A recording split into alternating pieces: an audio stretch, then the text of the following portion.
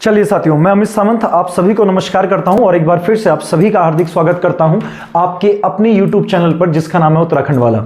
साथियों, कल हमने बात की थी हिंदी में संज्ञा के बारे में। ठीक है, हमने देखा था इस संसार में प्रत्येक ज्ञात वस्तु, प्राणी, स्थान या हाव भाव, यानी कि जो भी आपका क्या है भावनाएं हैं, जो भी हाव भाव है, उसका अगर नाम है तो वही नाम आपका क्या कहलाता है, संज्ञा। फिर कल हमने देखा था कि संज्ञा के मुख्यतः 3 प्रकार हैं। कौन कौन सा? व्यक्तिवाचक, दूसरा आपका जातिवाचक, तीसरा आपका भाववाचक।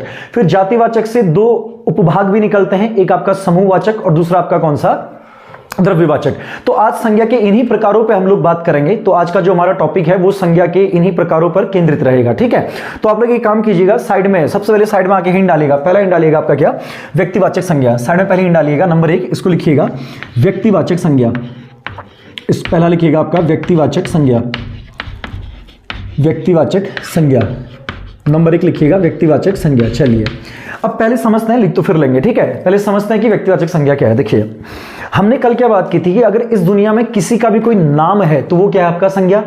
अब संज्ञा और व्यक्तिवाचक संज्ञा में कैसे अंतर कीजिएगा, मतलब व्यक्तिवाचक संज्ञा के अंदर व्यक्तिवाचक संज्ञा किसे बोला जाएगा। देखिए, अगर वो नाम, यानी कि संज्ञा का अर्थ क्या है, नाम, अगर वो नाम किसी पर्टिकुलर के लिए लिया जाए, यानी कि किसी एक ही विशेष व्यक्ति के लिए, किसी एक ही विशेष स्थान के लिए, किसी एक ही विशेष वस्तु के लिए, या किसी एक ही विशेष हाव भाव, यानी कि आपका भावना के लिए लिया जाए, ठीक है, फीलिंग के लिए लिया जाए, तो उसको आप व्यक्तिवाचक संज्ञा बोलेंगे। ठीक है, सॉरी, मतलब भावना यहां पर नहीं आएंगी, वो आपका भाववाचक संज्ञा के अंदर आएंगी। किसी एक विशेष व्यक्ति, एक विशेष वस्तु, एक विशेष स्थान के लिए जब आप किसका प्रयोग करेंगे, संज्ञा का, यानी कि नाम का, तो आप उसको क्या बोलेंगे, व्यक्तिवाचक संज्ञा बोलेंगे। ठीक है, अब देखिए, जैसे मैंने बोला मेरा नाम अमित है, मैंने क्या बोला, मेरा नाम अमित है, तो अमित जो नाम है ये मुझको रिप्रेजेंट कर रहा है। ठीक है, अमित नाम मुझको रिप्रेजेंट कर रहा है ना, मतलब मेरा प्रतिनिधित्व कर रहा है। कौन सा नाम, अमित। तो अमित कैसे संज्ञा है, व्यक्तिवाचक। जैसे मैंने बोला कि वहां कार खड़ी है, तो कार किसी पर्टिकुलर चीज के लिए बोला जा रहा है, इसलिए कार आपका क्या है, व्यक्तिवाचक संज्ञा है, जब किसी एक पर्टिकुलर चीज के लिए बोला जाएगा। जैसे मैंने बोला हम लोग दिल्ली गए, तो दिल्ली किसी एक पर्टिकुलर चीज के लिए बोला ना, दिल्ली किसके लिए बोला, किसी एक पर्टिकुलर चीज के लिए बोला। तो जब किसी एक पर्टिकुलर चीज के लिए क्या यूज किया जाएगा, कोई शब्द यानी कि कोई नाम यूज किया जाएगा, तो उसको क्या बोलेंगे, आपका व्यक्तिवाचक संज्ञा। यानी कि जो एक ही व्यक्ति का, एक ही प्राणी का, एक ही एक ही व्यक्ति का, एक ही प्राणी का, एक ही वस्तु का बोध कराएगी, व्यक्तिवाचक संज्ञा कहलाएगी। चलिए, व्यक्तिवाचक संज्ञा के आगे लिखिए, डैश करके लिखिए, किसी विशेष व्यक्ति कॉमा वस्तु कॉमा प्राणी, किसी विशेष व्यक्ति कॉमा वस्तु कॉमा प्राणी या स्थान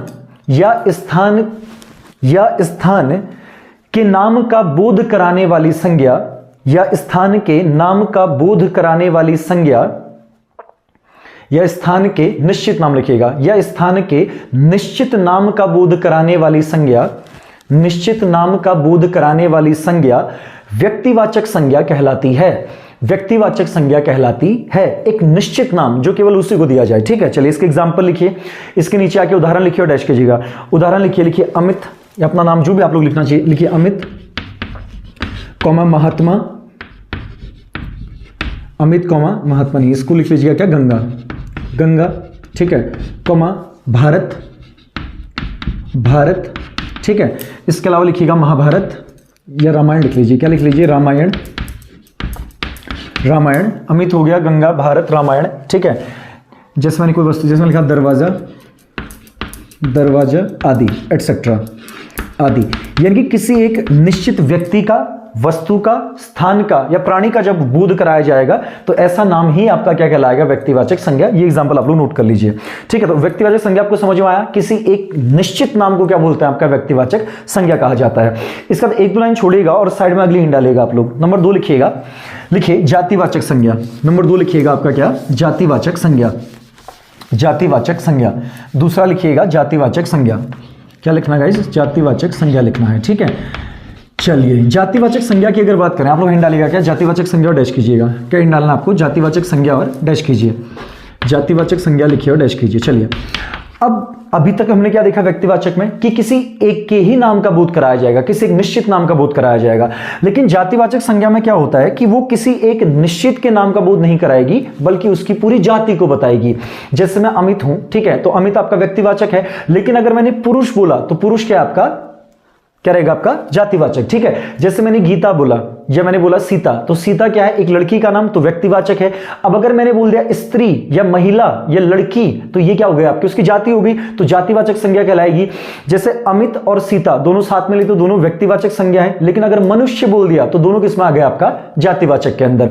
जैसे मैंने हिमालय बोला, आप लोग ये काम कीजिएगा, व्यक्तिवाचक संज्ञा में एक और एग्जांपल लिखिए, हिमालय। व्यक्तिवाचक संज्ञा में एक और एग्जांपल लिखिएगा, क्या, हिमालय। तो मैंने हिमालय बोला तो क्या रहेगा, व्यक्तिवाचक संज्ञा। लेकिन अगर मैं पर्वत बोल दूंगा तो क्या बन जाएगा, जातिवाचक संज्ञा बन जाएगा, ठीक है। जैसे मैंने गंगा बोला तो गंगा क्या रहेगा आपका, व्यक्तिवाचक संज्ञा। लेकिन अगर मैंने नदी बोल दिया तो क्या बन जाएगा, जातिवाचक संज्ञा, ठीक है। उम्मीद कर रहा हूं कि आप लोग समझ रहे होंगे। चलिए जातिवाचक संज्ञा के आगे लिखिए किसी व्यक्ति कॉमा वस्तु, किसी व्यक्ति कॉमा वस्तु कॉमा स्थान तथा प्राणी, कॉमा स्थान तथा प्राणी की समस्त जाति का बोध कराने वाली, की समस्त जाति का बोध कराने वाली, समस्त जाति का बोध कराने वाली, समस्त जाति का बोध कराने वाली संज्ञा, समस्त जाति का बोध कराने वाली संज्ञा जातिवाचक संज्ञा कहलाती है, जातिवाचक संज्ञा कहलाती है, जातिवाचक संज्ञा कहलाती है। चलिए अगर इसके एग्जाम्पल की बात करें, उदाहरण लिखिएगा, जैसे उदाहरण लिखा, ठीक है, वहीं से बना लेते हैं। जैसे अमित लिखा था तो यहाँ क्या लिखा, लड़का, या क्या लिख सकते हैं आपका, पुरुष, ठीक है। अच्छा, जैसे वहाँ सीता लिखा था तो क्या लिख सकते हैं, स्त्री, जैसे लड़की लिख सकते हैं, ठीक है, लड़की लिख सकते हैं। इसके अलावा आपका क्या लिख सकते हैं, स्त्री लिख सकते हैं, ठीक है, या उसी को नारी भी लिख सकते हैं, ठीक है। जैसे वहाँ गंगा लिखा था तो यहाँ नदी लिख सकते हैं, वहाँ हिमालय लिखा था तो यहाँ पर्वत लिख सकते हैं, वहाँ भारत लिखा था तो यहाँ देश लिख सकते हैं, क्या लिख सकते हैं आपका, देश आदि, और भी बहुत सारे हो सकते हैं, इतने, ठीक है। तो अगर किसी एक विशेष का नाम लिया जाएगा, एक पर्टिकुलर का नाम, तो क्या बोलिएगा, व्यक्तिवाचक संज्ञा। लेकिन अगर उस विशेष का नाम न लेकर उसकी पूरी जाति का बोध करा दिया जाएगा, अमित नहीं लड़का, तो क्या जातिवाचक या पुरुष, जातिवाचक। सीता नहीं, सीता की जगह लड़की, स्त्री या नारी, तो क्या, जातिवाचक। गंगा नहीं, गंगा की जगह नदी, तो क्या, जातिवाचक। और हिमालय नहीं, हिमालय की जगह पर्वत, तो क्या, जातिवाचक। और भारत नहीं, भारत की जगह देश, तो क्या आपका, जातिवाचक, ठीक है। अच्छा, इतना लोगों ने नोट कर लिया। चलिए इसका एक लाइन छोड़ेगा और पॉइंट बना के लिखिए जातिवाचक संज्ञा के दो उपभेद होते हैं। लिखिएगा, जातिवाचक संज्ञा के दो उपभेद होते हैं, जातिवाचक संज्ञा के दो उपभेद होते हैं, जातिवाचक संज्ञा के दो उपभेद होते हैं। और इसके नीचे आके पहला लिखिए अ करके, फर्स्ट लिखिए अ। चलिए इसको लिखिएगा समूहवाचक संज्ञा, इसको क्या लिखना हो, समूहवाचक, रुकिएगा, इसको द्रव्यवाचक कीजिएगा। पहले लिखिएगा आपका क्या, द्रव्यवाचक संज्ञा, द्रव्यवाचक संज्ञा, द्रव्यवाचक संज्ञा। चलिए इसके आगे लिखिए। अच्छा, अगर द्रव्यवाचक संज्ञा की बात करें तो प्रत्येक संज्ञा, आप लोग समझ गए संज्ञा क्या है, संज्ञा नाम है, ठीक है। तो अगर द्रव्यवाचक संज्ञा की बात करें तो प्रत्येक संज्ञा जिसे नापा या तोला जा सके, यानी कि जिसका क्या है, नापतोल संभव हो। प्रत्येक संज्ञा जिसका नापतोल क्या है बाबू, संभव है, जिसका नापतोल क्या है आपका, संभव है, उसको आप क्या बोलेंगे, द्रव्यवाचक। देखो द्रव्यवाचक का कतई ये मतलब नहीं कि वो सिर्फ द्रव्य होगा, हाँ, मतलब आप लोगों को लगेगा कि पानी द्रव्य है तो आपका द्रव्यवाचक संज्ञा है, ऐसा नहीं। देखिए जितने भी संसार में वस्तुएं हैं जिन्हें मापा या तोला जा सकता है वो क्या कहलाएंगे, आपका द्रव्यवाचक कहलाएंगे, ठीक है। चलिए इसके आगे डैश करके लिखिएगा, द्रव्यवाचक संज्ञा के आगे लिखिए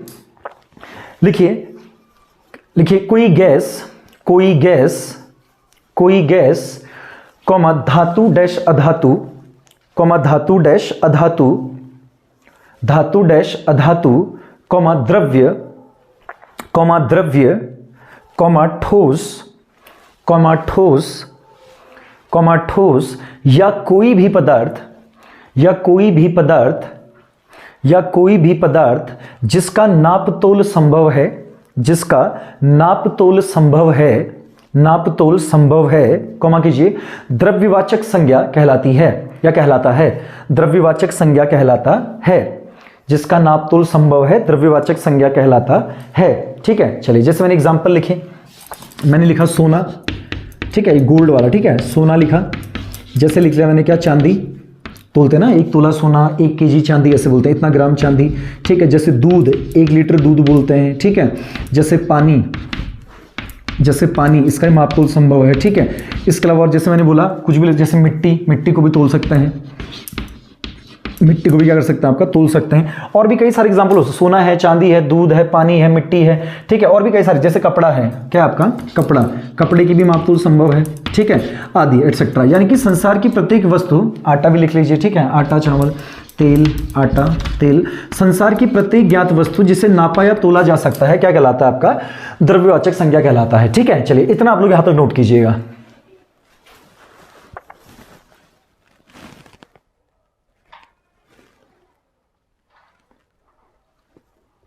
ठीक है, चलिए गाइस, तो हमने व्यक्तिवाचक संज्ञा देखी, जातिवाचक संज्ञा देखी और जातिवाचक का एक हिस्सा देखा हमने, क्या द्रव्यवाचक संज्ञा। अब अगली हिंट डालेगा इसी के आगे। हमने कल बताया था कि जातिवाचक संज्ञा के दो हिस्से हैं ना, मतलब उसके दो एक्स्ट्रा पार्ट हैं, दो उपभेद हैं।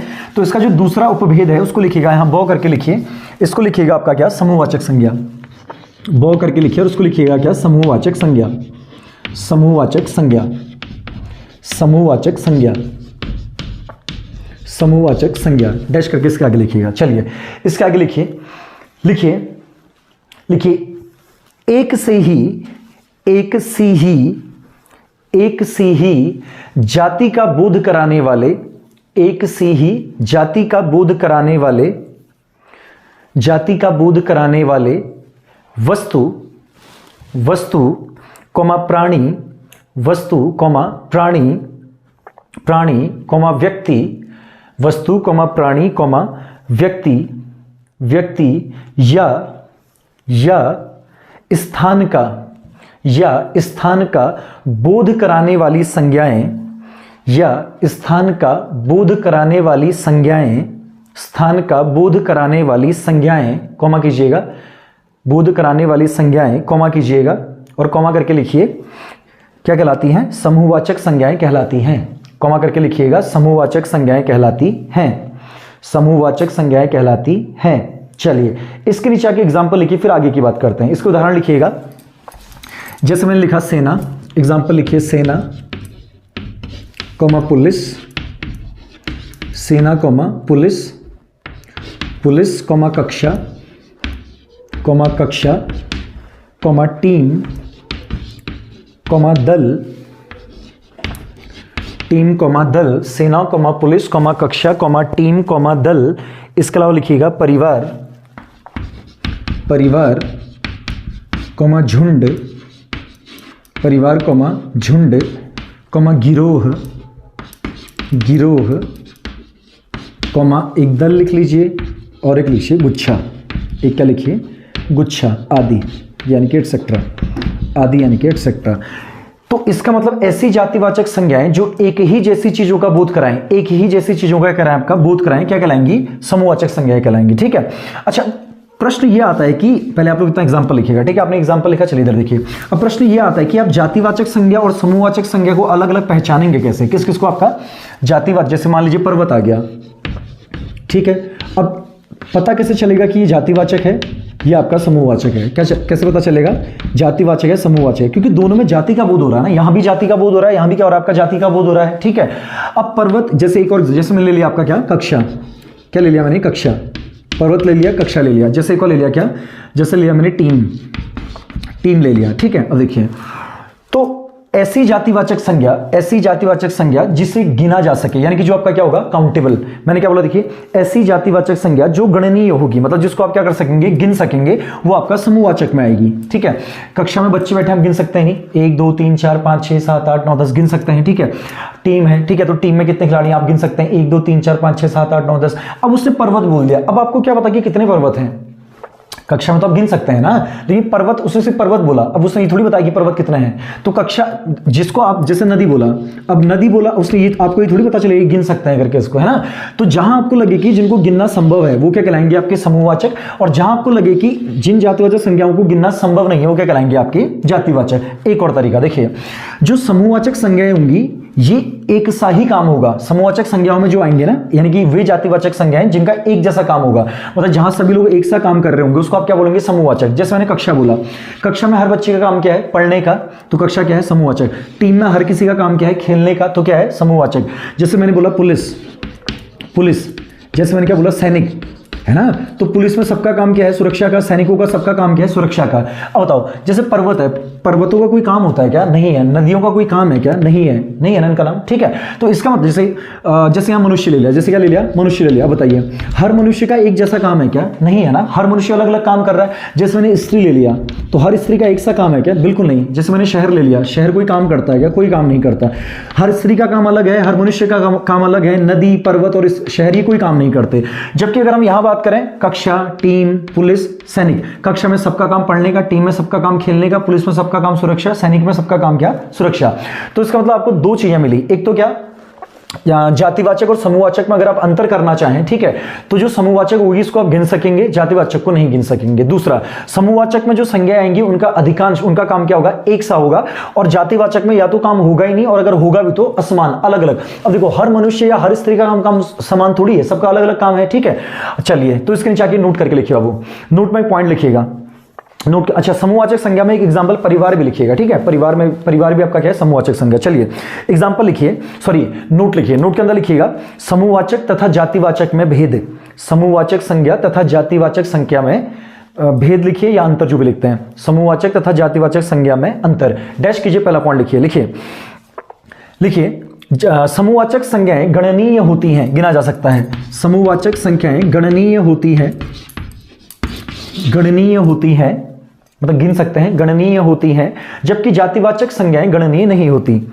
जबकि जातिवाचक संज्ञाएं गणनीय नहीं होती, गणनीय नहीं होती, ठीक है। दूसरा पॉइंट लिखिए, समूहवाचक संज्ञाओं में, समूहवाचक संज्ञाओं में, समूहवाचक संज्ञाओं में समस्त जाति एक सा कार्य करती है।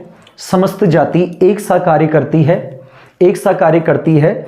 जबकि जातिवाचक संज्ञाओं में, जबकि जातिवाचक संज्ञाओं में, जबकि जातिवाचक संज्ञाओं में समस्त जाति अलग अलग काम करती है। समस्त जाति अलग अलग काम करती है या कार्य करती है, अलग अलग कार्य करती है, या कोई कार्य नहीं करती, या कोई कार्य नहीं करती।